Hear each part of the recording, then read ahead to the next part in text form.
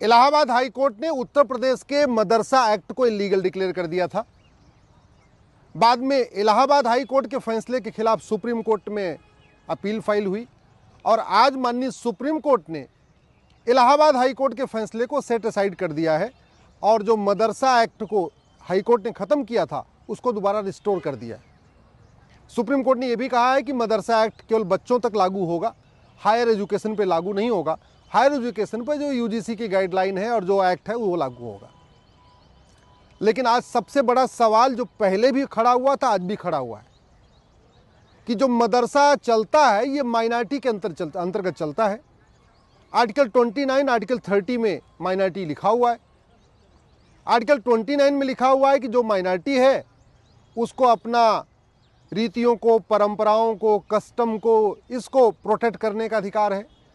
और आर्टिकल 30 में लिखा हुआ है कि जो माइनॉरिटी है उसको अपना स्कूल खोलने का अधिकार है, मैनेज और मेंटेन करने का अधिकार है।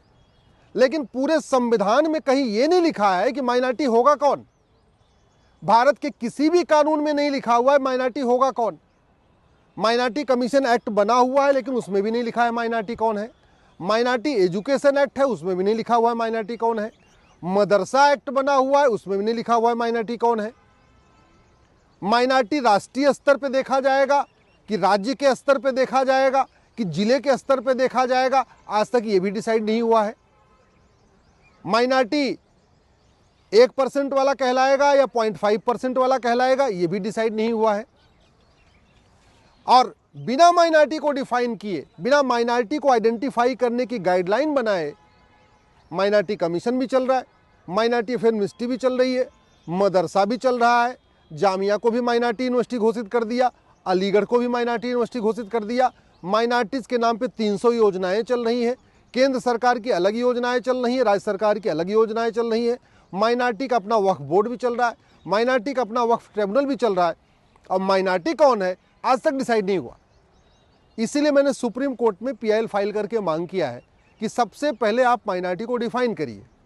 यूएन की जो डिफिनीशन है वो कहती है, डिफिनीशन, एनी ग्रुप और community which is socially, economically, politically non-dominant and inferior in population less than 1%। यानी ऐसा समूह, ऐसा ग्रुप जिसका कोई सामाजिक वजूद न हो, जिसका कोई आर्थिक वजूद न हो, जिसका कोई राजनीतिक वजूद न हो और संख्या में नगण्य हो, 1% से कम हो, पॉइंट में हो, उसको कहते हैं माइनॉरिटी। और भारत में जो कम्युनिटी 1/3 लोकसभा क्षेत्रों में डिसाइड करती है कौन जीतेगा कौन हारेगा, वो भी माइनॉरिटी बनी हुई है। जो कम्युनिटी 1/3 विधानसभा क्षेत्रों में ये डिसाइड करती है कौन जीतेगा कौन हारेगा, वो भी माइनॉरिटी बनी हुई है।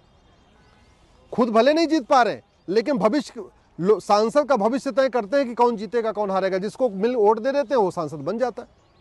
जो कम्युनिटी 1/3 ग्राम प्रधानों का भविष्य तय करती है, जो कम्युनिटी 1/3 पार्षदों का भविष्य तय करती है, 1/3 विधायकों का भविष्य तय करती है, जो कम्युनिटी 1/3 सांसदों का भविष्य तय करती है, वो माइनॉरिटी बनी हुई है। और उसको माइनॉरिटी अफेयर मिनिस्ट्री का बेनिफिट मिल रहा है, माइनॉरिटी कमीशन का भी बेनिफिट मिल रहा है, केंद्र सरकार की भी माइनॉरिटी की योजनाएं चल रही हैं, राज्य की भी माइनॉरिटी की योजनाएं चल रही हैं। भाई अरब की जनसंख्या 3 करोड़ है और वो माइनॉरिटी नहीं है, और भारत में जो कम्युनिटी 30 करोड़ है वो माइनॉरिटी बनी हुई है। आखिर ये कब तक चलेगा। आज ही जो फैसला आया सुप्रीम कोर्ट का, जिसमें उन्होंने मदरसा एक्ट को लीगल डिक्लेयर किया है, हाई कोर्ट के फैसले को पलटा है, वो इसलिए किया है क्योंकि आर्टिकल 29, 30 में लिखा तो है माइनॉरिटी स्कूल खोल सकते हैं, लेकिन आज तक ये नहीं कहीं लिखा हुआ है माइनॉरिटी 1% से कम होगा। जैसे ही माइनॉरिटी को हम डिफाइन कर देंगे कि माइनॉरिटी की जनगणना राज्यवार होगी।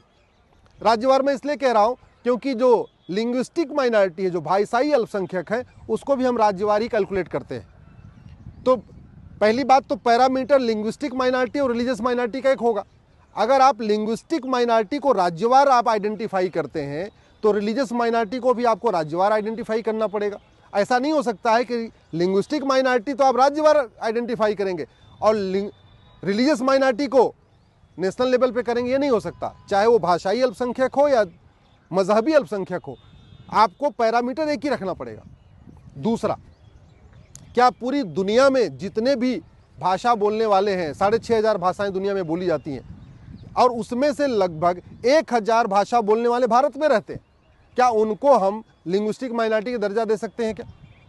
ऐसे दुनिया में 1100 रिलीजन है कुल मिला के, क्या हम सभी रिलीजन को भारत, और उसमें से 100 से ज़्यादा भारत में रहते हैं, क्या हम उन सभी 100 को रिलीजियस माइनॉरिटी का दर्जा दे सकते हैं क्या? आखिर यहूदी को माइनॉरिटी का दर्जा क्यों नहीं मिलना चाहिए? बहाई को माइनॉरिटी का दर्जा क्यों नहीं मिलना चाहिए? जो कम्युनिटी 0.1% है, 0.2% है, पूरे देश में 50,000 है या पूरे देश में 10,000 है, 5,000 है, उसको माइनॉरिटी का दर्जा मिलना चाहिए। जो कम्युनिटी 30 करोड़ है या 25 करोड़, उसको माइनॉरिटी का दर्जा थोड़ी दिया सकता है। दुनिया के 150 देश ऐसे हैं, 150 देश जिनकी जनसंख्या 3 करोड़ से कम है, और यहाँ 30 करोड़ जिसकी जनसंख्या, वो भी माइनॉरिटी बना हुआ है। तो और चूंकि माइनॉरिटी डिफाइन नहीं किया है, इसलिए सुप्रीम कोर्ट और हाई कोर्ट बार बार माइनॉरिटीज के नाम पे जितने भी कानून हैं उनको वैलिड करते चले जा रहे हैं। माइनॉरिटी डिफाइन जिस दिन हो जाएगा, भारत की बहुत सारी समस्याओं का समाधान हो जाएगा। हम माइनॉरिटी के खिलाफ नहीं है। माइनॉरिटी जो हो, वास्तव में जो माइनॉरिटी हो, उसको प्रोटेक्शन मिलना चाहिए। उसको भी अपना त्यौहार मनाने का, अपने रीति रिवाज मनाने का, अपने परंपरा मनाने की छूट मिलनी चाहिए। जो वास्तव में माइनॉरिटी अल्पसंख्यक हो, उसको अपना स्कूल खोलने का भी अधिकार होना चाहिए। यहूदी हैं, बहाई हैं, और भी भारत में लोग रहते हैं, कोई 5,000 है, कोई 10,000 है, कोई 15,000 है, ठीक है, उसको भी अपना स्कूल खोलने का अधिकार होना चाहिए। लेकिन बाकी लोगों के लिए तो बिल्कुल नहीं होना चाहिए। और फिर सुप्रीम कोर्ट की 3 जजों की बेंच कह चुकी है, 3 जजों की बेंच कह चुकी है, के श्याम सुंदर वर्सेस स्टेट ऑफ तमिलनाडु वाले केस में, कि यूनिफॉर्म एजुकेशन देश के लिए ज़रूरी है। ये माननीय सुप्रीम कोर्ट की 3 जजों की बेंच ने कहा है कि यूनिफॉर्म एजुकेशन से जातिवाद खत्म होगा, यूनिफॉर्म एजुकेशन से भाषावाद खत्म होगा, यूनिफॉर्म एजुकेशन से क्षेत्रवाद खत्म होगा, यूनिफॉर्म एजुकेशन से कट्टरवाद खत्म होगा, मजहबी उन्माद खत्म होगा, यूनिफॉर्म एजुकेशन से देश की एकता अखंडता मजबूत होगी। और आर्टिकल 16 कहता है सबको समान अवसर मिलना चाहिए। सबको समान अवसर तभी मिलेगा जब यूनिफॉर्म एजुकेशन होगा। दुर्भाग्यवश यूनिफॉर्म एजुकेशन पे चर्चा नहीं हो रही है, यूनिफॉर्म एजुकेशन लागू करने की बात नहीं हो रही है, माइनॉरिटी को डिफाइन नहीं किया जा रहा है। ये भी नहीं आज तक तय हो पा रहा है कि जो भारत के अंदर जो इंडियन रिलीजन है, जो भारत के अंदर मजहब पैदा हुए, भारत के अंदर जो मजहब शुरू हुए, उनको माइनॉरिटी का दर्जा दिया जाएगा, या पूरी जो विदेशों के रिलीजन उनको भी माइनॉरिटी का दर्जा दिया जाएगा। ऐसे जो भारत के अंदर भाषाएं बोली जाती हैं उनको माइनॉरिटी का दर्जा दिया जाएगा, या पूरी दुनिया की भाषाओं को माइनॉरिटी का दर्जा दिया जाएगा। मैं आप लोगों से निवेदन कर रहा हूँ, इस पर गंभीरता के साथ चर्चा करिए, सांसदों विधायकों से मिलिए, उनसे बात करिए और उनसे पूछिए कि माइनॉरिटी को परिभाषित क्यों नहीं कर रहे हैं, माइनॉरिटी को आइडेंटिफाई करने की गाइडलाइन क्यों नहीं बना रहे। अरे माइनॉरिटी 1% से कम होना चाहिए, माइनॉरिटी 15%, 20% थोड़ी हो सकती है। लद्दाख में हिंदू 1% है, उनको माइनॉरिटी नहीं कहते। लक्षद्वीप में हिंदू मात्र 2% है, उनको माइनॉरिटी नहीं कहलाते। जो कम्युनिटी वहाँ 97% है लक्षद्वीप में, वो माइनॉरिटी बनी हुई है। कश्मीर में हिंदू मात्र 2% है, उनको माइनॉरिटी नहीं कहते। जो वहाँ 96% कम्युनिटी, वो माइनॉरिटी बनी हुई है।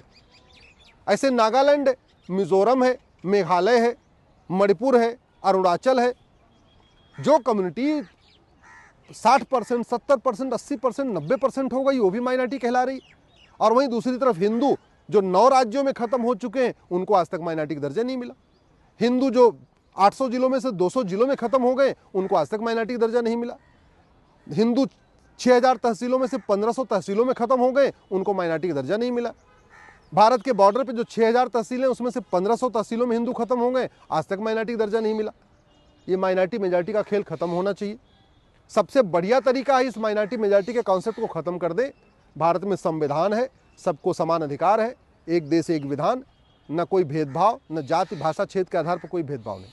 और दूसरा तरीका, अगर माइनॉरिटी मेजॉरिटी चलाना भी है तो कम से कम माइनॉरिटी को आइडेंटिफाई किया जाए, माइनॉरिटी को डिफाइन किया जाए, और माइनॉरिटी केवल उसी को ही माइनॉरिटी का दर्जा मिलना चाहिए जिसकी संख्या 1% से कम हो। राज्यवार इसको काउंटिंग कर लिया जाए। प्रत्येक राज्य में जो 1% से कम है वो माइनॉरिटी, और जो 1% से ज़्यादा है वो मेजॉरिटी। इस फार्मूले को अडॉप्ट करना पड़ेगा, नहीं तो ऐसे लगातार फैसले आएंगे।